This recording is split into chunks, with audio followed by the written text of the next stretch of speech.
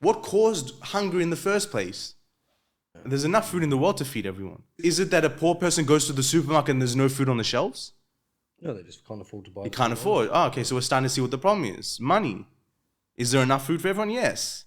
Is there enough money for everyone to eat? No, it's distributed poorly. So what's the actual root of this problem? You go feed someone, okay, you can say you're helping them eat for the day, but you're not helping solve hunger. The problem of hunger is not that this man is starving today, it's that there is a system in place that has caused him to starve. So regardless of what you do today, tomorrow we're still going to... Exactly, that's what I'm saying. If I have $100 billion and I feed people for the rest of my life, and I create, all these systems in poor countries for them to have water, for them to have food, what happens when I die? Back to how it was at the beginning. Exactly. I've put out the fire, but the fire hazard is still there. Yeah.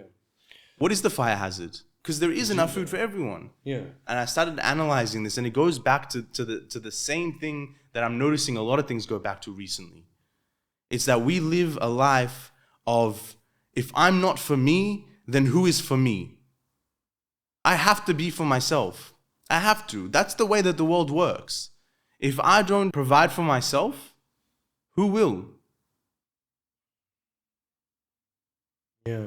And it's something that you can't really blame people for, but once we have the understanding, we can actually do something about it, because what we need to actually understand as a race is we need to analyze ourselves and understand that we are inherently flawed. We're inherently flawed. Why? Because we're inherently selfish. Everything that you need to survive, you need to receive. So you need to receive oxygen. You need to receive food. Yeah. You need to receive water. You need to receive rest and sleep. If I give you a meal and you eat it, you're not hungry anymore. I'm still hungry. What can you actually do to help your survival by doing something for someone else? Nothing. You have to get towards fully... So it's inherent. It's something that's inherent in us, and it's not our fault. It's the way that we are. But we have to understand and we have to accept it. We're selfish. We're inherently selfish because we have to be. I can't give you a glass of water and then I'll be okay.